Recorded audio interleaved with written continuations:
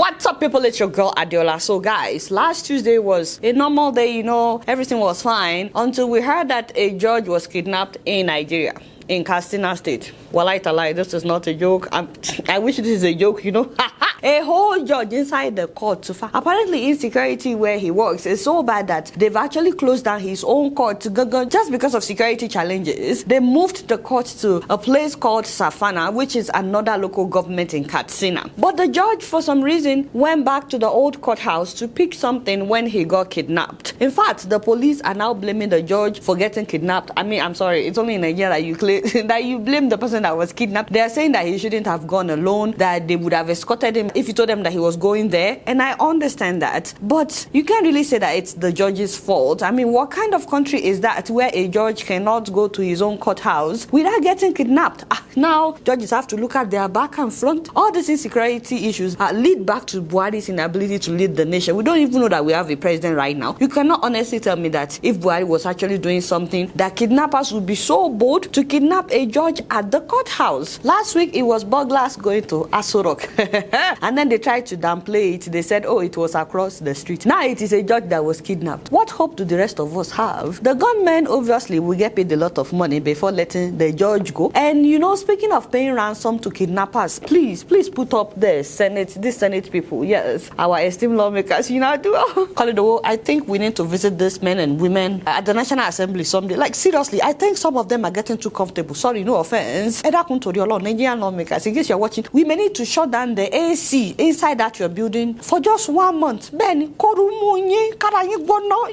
need to experience some kind of heat. What regular Nigerians are experiencing every day, because it looks like everything that we are saying is not getting to you. And I beg no vex. You know that I cannot abuse you, but it looks as if all our complaints, translate that, is going from one ear to another.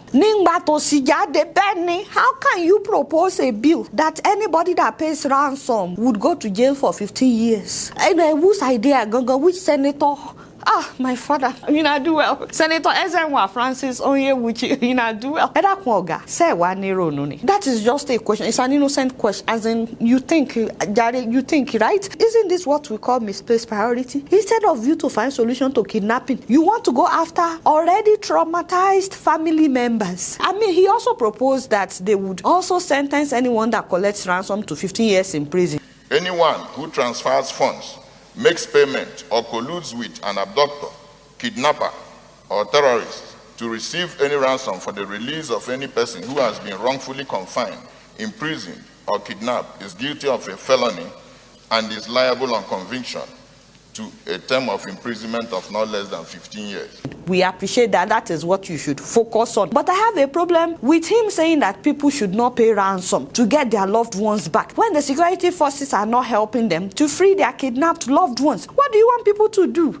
The former Inspector General of Police called on Nigerians to desist from paying ransom to kidnappers, but should, on the contrary, provide adequate information to the police to enable them do their job. Excuse me, sir, just 1 minute. United States of America and the United Kingdom do not support payment of ransoms. Yes, okay, continue. Payment of terrorist ransom is illegal under the UK Terrorism Act 2000, while the USA adheres to a strict no concessions policy on the policy of ransom. Oga, are you done? Okay, so Oga, in case you're watching, do you hear of people getting kidnapped in the US or the UK at the same rate at which people are getting kidnapped in Nigeria, left and right? Do you hear of hundreds of schoolgirls or schoolboys disappearing anyhow in the US or the UK? Have you heard about bandits going from state to state kidnapping people? What kind of comparison is this? Look at Greenfield University. So sad, my people. Greenfield University in Kaduna. The kidnappers killed at least 5 of the students because they did not get ransom. What exactly did the government do to help those students? Did they send any soldiers to go and rescue those students and staff members? The parents were the ones running around gathering money to pay ransom so that their children don't get killed. I'm sure you guys must have seen this video. It's so moving. This is the moment where one of the parents of the Greenfield University reunited with her son. You will see the mother kneeling on the floor. Jesus. Thank you, Jesus. Thank you, Jesus. Oh, thank you. It's okay. It's okay. It's okay. It's okay. Ah, Jesus. Wow. Wow. Abiamo. Can you imagine? I can't even imagine the amount of sleepless nights his parents must have endured. Makes you wonder if anybody is even checking on the parents whose children have been killed. We don't even know them. Or those who don't have money to pay ransom. Who is checking up on those people? But because none of your own children are getting kidnapped, Nigerian senators, maybe your own children are studying abroad. Don't worry. So now you want to jail anybody that pays ransom. The devil is a liar. I mean, I don't understand these people at all. Maybe we need to start by arresting the government that has failed to ensure security and likes to give amnesty to kidnappers. That is the Nigerian government. Start with your president. And this senator is not the only one that is upsetting me right now. That was how another senator like that, Senator Fatai Buhari, representing Oyo North. In case you are watching, my father here, welcome to this show. Anyway, the man went and said that we should come up with one good reason to impeach Buhari. I mean, we've been giving you guys millions of reasons to impeach the man. I said, what kind of talk is this? Is insecurity alone not enough reason for you guys to impeach Buhari? Instead of them to impeach Buhari, they are telling us we should come up with a good reason to impeach Buhari. In fact, let me read what he said. Some people will just open their mouth anyhow. Please listen to this. The man said anybody calling for the impeachment of the president should give a good reason. Have we not? He said then we shall table it and discuss it. And then he said impeaching the president is not what someone can just wake up one day and call for. There's a procedure for it. Why do you want to cause a problem and create confusion that you cannot solve? So impeaching Buhari will now cause a problem for Nigerians. Has the man spoken now? So impeaching Buhari is going to create confusion. Are we not already in confusion right now? So we should just continue like this. Do these people even know that they are supposed to represent the interest of the people, not their own personal interest? Never mind. Anyway, now that kidnappers have gone from taking children to taking judges, they are moving up ladder. They are moving up. So let those lawmakers not get too comfortable. Me, I'm just saying. I'm not implying anything. I'm just saying. Anyway, you guys not do much. Guess what? I'm just keeping it real.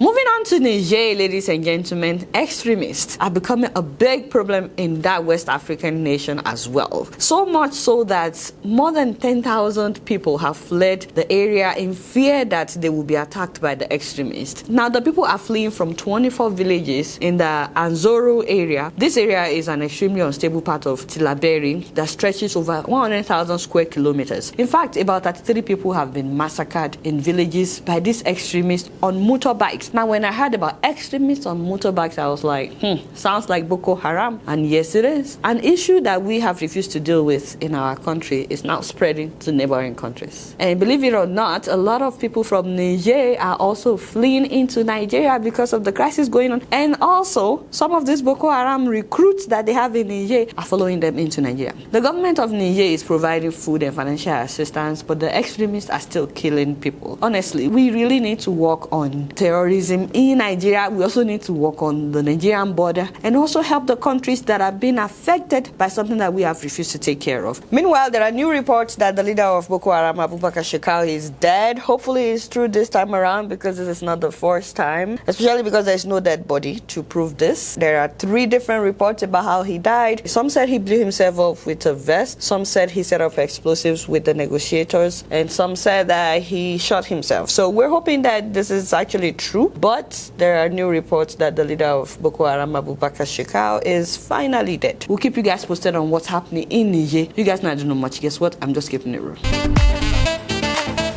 Moving on to Congo, a policeman was killed in Kinshasa last Thursday simply because rival Muslim groups were fighting over who owns the right to celebrate the end of Ramadan at a major stadium. Like, why? So after the fight, police arrested so many people. They said that other than the policeman that was killed, that more than 40 people were wounded in that fight. So now about 30 people have been sentenced to death for what the government calls their role in an anti-police protest during Ramadan. I mean, Congo has not followed through with with a death sentence since 2003. But, because since then, all death sentences have been changed to life imprisonment. So we don't know if they will follow through with this or not, but only about 10% of Congo is Muslim, and they primarily live in the east. What I don't understand is why they had to fight over the venue to celebrate Ramadan. You are celebrating as in, I don't understand. Why couldn't they all just celebrate together? It's all just needless violence. But we'll keep you guys posted on what's happening in Congo. You guys not know much. Guess what? I'm just keeping it real.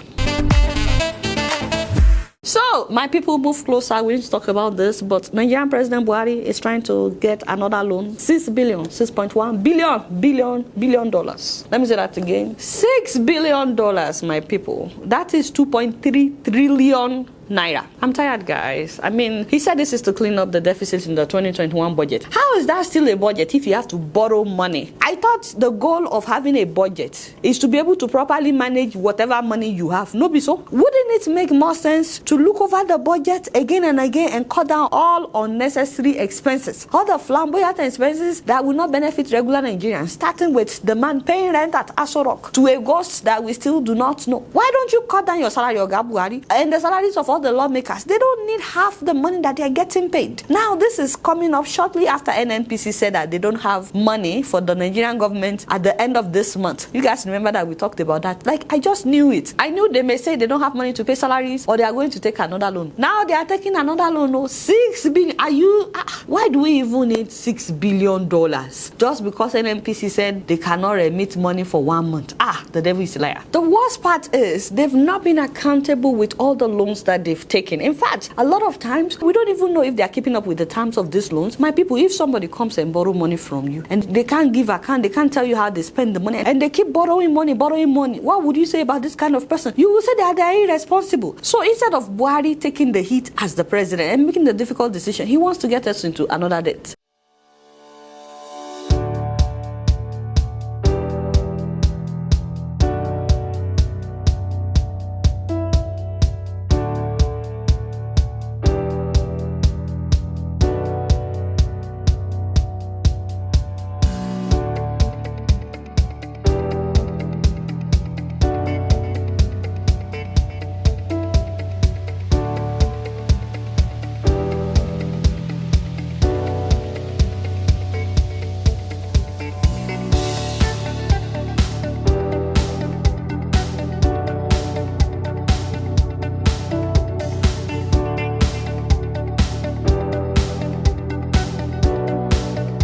And if they've been accountable with all the previous loans, my people, I wouldn't even say anything. I would say, this is what they are doing with the money. All we know is many of them would be dead by the time it's time to pay the loans. No be so? So many government officials are embezzling these loans. They're using them to buy houses, buy fancy cars, setting up the future generation for failure. Oh, speaking of future generation, my people, I'm sure you've heard about the news about that Ogun governor's aide, Abidemi Rufai, who was arrested in the US for allegedly stealing over $350,000. Jesus. From the US government. The 42-year-old Nigerian citizen was arrested here at JFK Airport in New York by FBI agents while he was trying to leave the country. Money meant for US citizens and US residents during COVID. He was arrested at JFK Airport. He spent months, all of March, from March to August of 2020, doing this. What he did was to file for unemployment benefit using the identity of over 100 Washington residents. The money was coming in and he kept applying for more and more using other people's identity. He didn't know that they were monitoring him the entire time.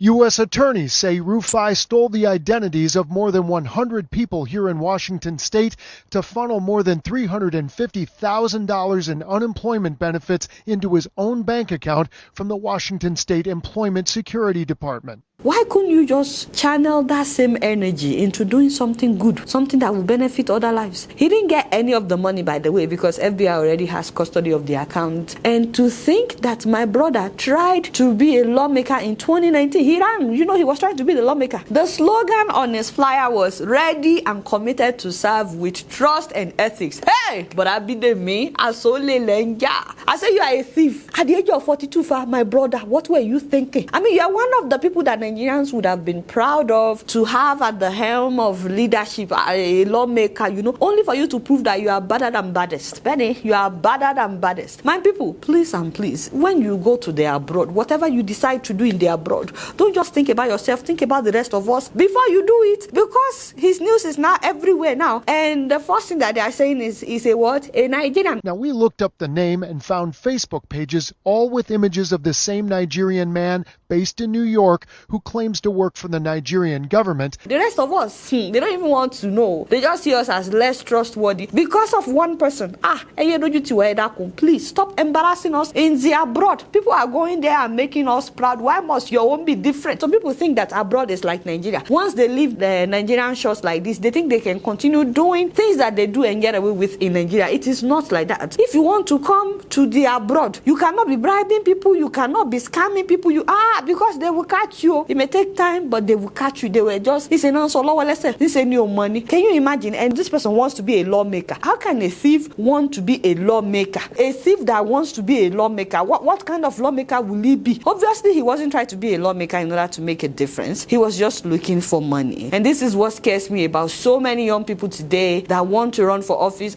God knows I want young people in office, because we're all tired of all these old men that don't care about the future generation. At the same time, it looks as if all the young people that we are seeing, it's like they just want to make money. They just want to hammer. It's not like they want to do it for the interest of the people. So those of you that actually have the interest of the people in mind, please stand up. Please register. Please participate. We need more good people so that all these bad oranges will stop embarrassing us at home and abroad. Amen, somebody. You guys not doing much. Guess what? I'm just keeping it real. Alright, y'all, it's been real, and I'm keeping it right up in here. Don't forget to follow me on Facebook, Twitter, and Instagram. And if you're yet to subscribe to my channel, please press the subscribe button and the bell button so that you can be notified whenever we upload a new video on YouTube. We're watching you on Plasma TV, by the way. Until next time, I'm gonna see you all later. Peace out.